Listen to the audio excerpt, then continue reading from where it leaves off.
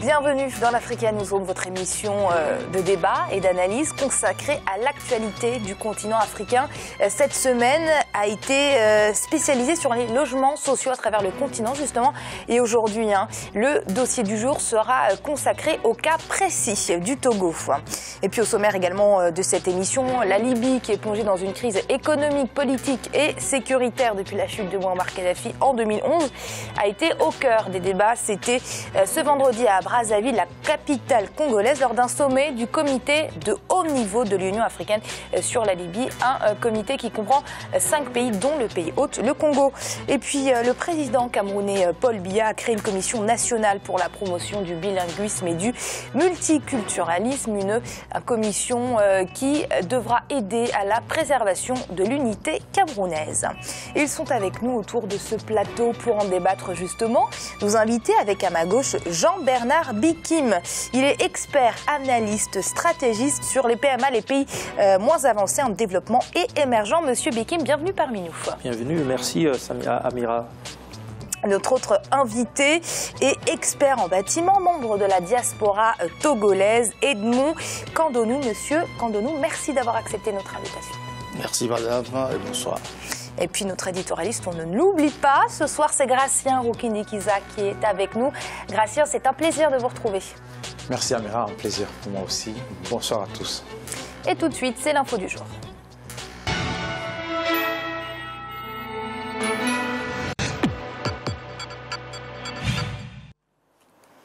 Brazzaville, la capitale congolaise, a accueilli ce vendredi 27 janvier un sommet des chefs d'État consacré à la crise qui déchire la Libye. La Libye qui est plongée dans le chaos, rappelons-le, depuis la chute de Mouammar Kadhafi, peine toujours à se relever. Le chef d'État congolais, Denis Sassou Nguesso, a convoqué cette réunion en sa qualité de président du comité de haut niveau de l'Union africaine sur la Libye. Un comité composé de 5 pays, le pays hôte de ce jour, le Congo-Brazzaville, mais aussi l'Afrique du Sud, l'Éthiopie, le Niger et la Mauritanie. C'est un sujet de Diarandia qui a été commenté par Graziella Chakunte. Regardez. Sommet du comité de haut niveau de l'Union africaine sur la Libye, face à la situation humanitaire et sécuritaire qui prévaut en Libye, ainsi qu'au processus politique toujours dans l'impasse, le comité de haut niveau de l'Union africaine, chargé de réconcilier et de pacifier ce pays, s'est réuni ce vendredi sous la direction de son président, Denis Sassou Nguesso. Objectif de ce nouveau sommet, œuvrer à la réconciliation entre l'Est et l'Ouest de la Libye et afficher l'unité de l'Afrique sur ce dossier. Cette fois, c'est l'Afrique qui a décidé de prendre ses responsabilités. C'est elle qui devra prendre le leadership de cette action, dont le premier atout est le peuple libyen qui a la volonté de sauver son pays. La crise libyenne mérite une attention particulière. C'est cela qui justifie la détermination de l'Afrique à se réapproprier ce dossier délicat, afin d'apporter sa contribution à la recherche d'une véritable sortie de crise. Une crise qui perdure depuis le conflit libyen en 2011. L'Union africaine tente de jouer un rôle dans le pays. À Tripoli, le gouvernement d'union nationale de Fayez El-Sarraj, soutenu par les Nations Unies, ne parvient pas à asseoir son autorité. Sa légitimité est contestée par un gouvernement rival basé à Al-Baïda, qui contrôle l'Est libyen. Face à la complexité de la situation, seule l'intervention militaire pourrait permettre de sortir de cette impasse, selon certains spécialistes. On n'a pas aujourd'hui de brigade mixte aux frontières algéro-libyennes ou libo-égyptiennes. Et c'est un véritable problème, ou avec le Niger et d'autres pays. Donc il y a des choses à voir dans ce domaine-là et ça n'a pas été mis en place. Donc la solution, pour être plus concis et bref, la solution elle est politique évidemment, mais elle est à mon sens, militaire, parce qu'on ne peut pas rester comme ça, les bras croisés, et laisser pulluler les mouvements terroristes. L'Afrique est donc à la recherche d'une solution régionale afin de régler la crise politique en Libye. Le président tchadien Idriss Déby Itno, qui préside l'Union africaine, s'est dit favorable à une solution pacifique. À l'issue de cette réunion de Brazzaville, les décisions prises seront présentées à Addis Abeba lors du sommet de l'Union africaine qui se tiendra les 30 et 31 janvier 2017.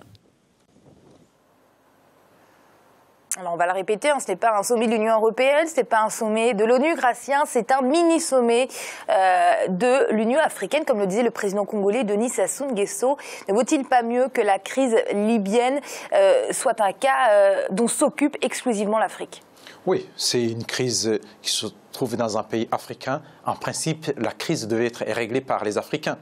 Mais devrait, ça veut dire que ça n'a pas été le cas? Ça n'a pas été le cas. On sait bien qu'il n'y a pas eu de sommet sur Soka, sur le problème en Libye. Mais en même temps, moi, ce que je déplore, c'est que les participants à ce sommet, je pense qu'ils ont bien choisi les pays qui doivent être membres.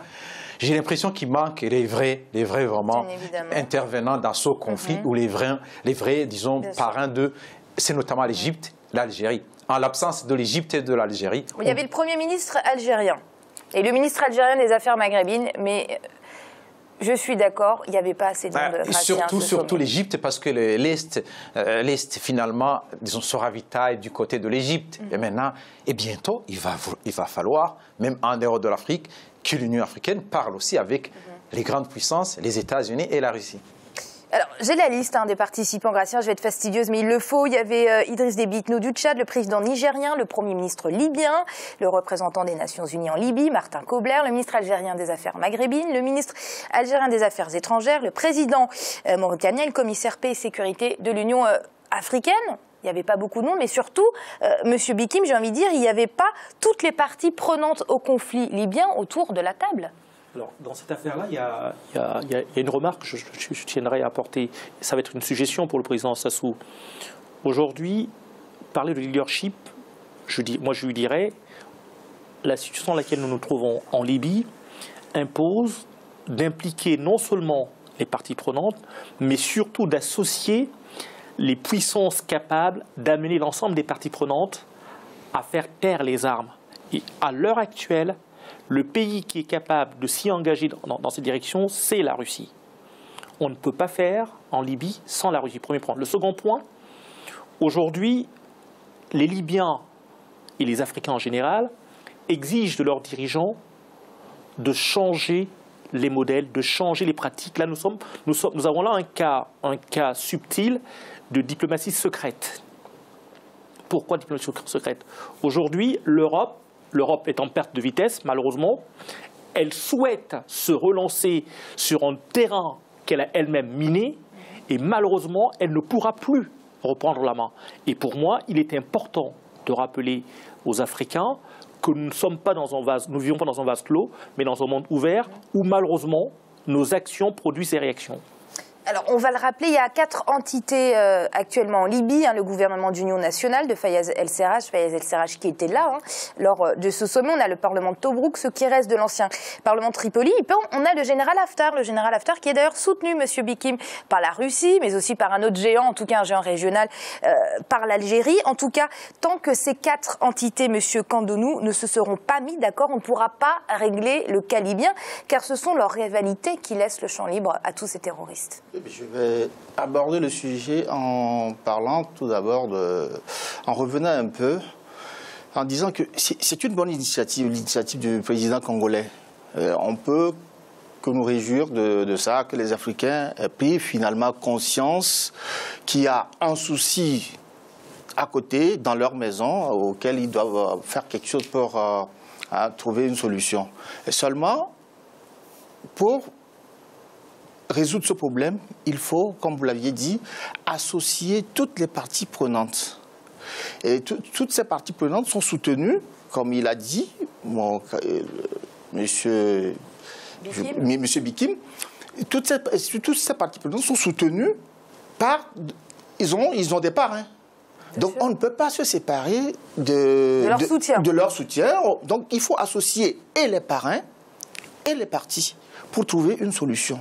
Alors, nous voyons, et la deuxième chose que je voudrais dire pour cette histoire libyenne, c'est les Africains découvrent aujourd'hui qu'ils ont péché, ils ont été naïfs en laissant les Occidentaux intervenir en Libye.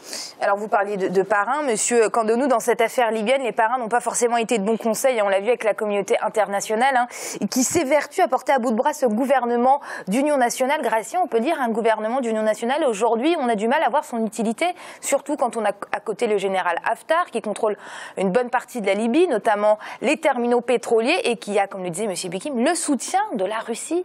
Alors, il y a vraiment de l'hypocrisie de la communauté internationale. On parle de ce gouvernement soutenu par la communauté internationale.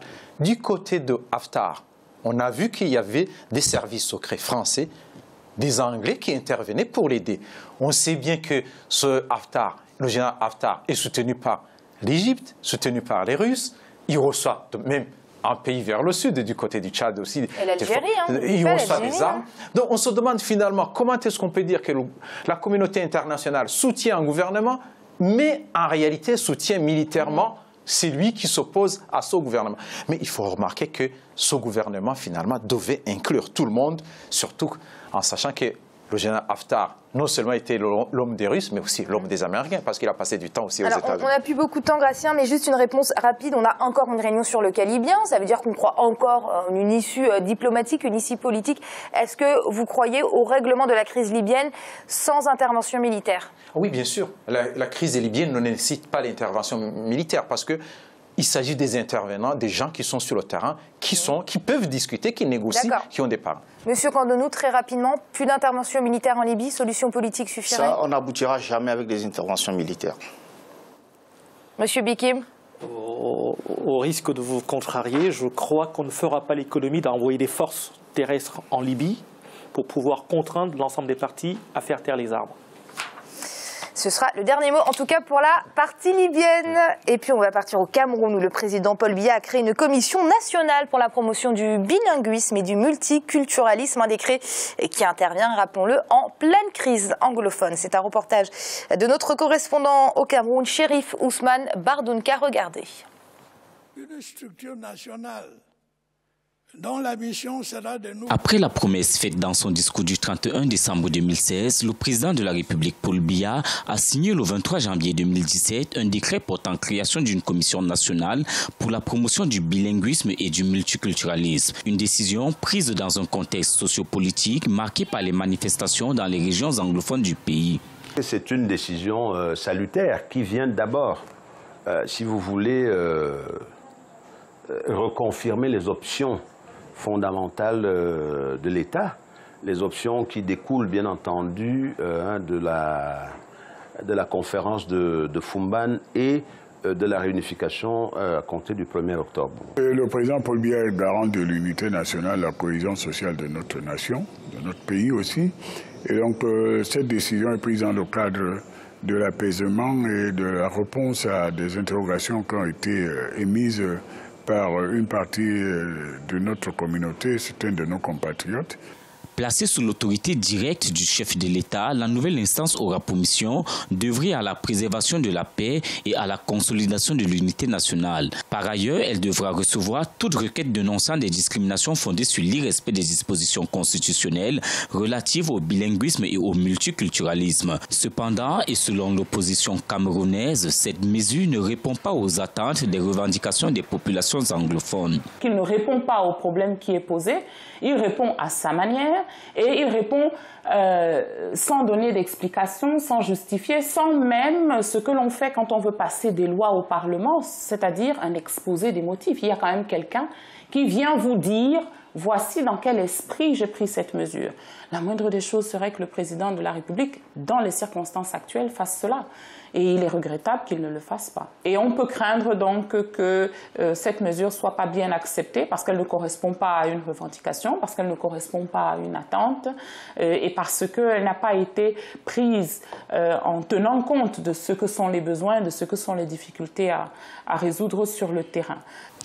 Le Cameroun forme une mosaïque de plus de 250 ethnies et autant de langues locales. La Commission nationale pour la promotion du bilinguisme et du multiculturalisme sera chargée d'œuvrer à la revalorisation de cette immense richesse culturelle.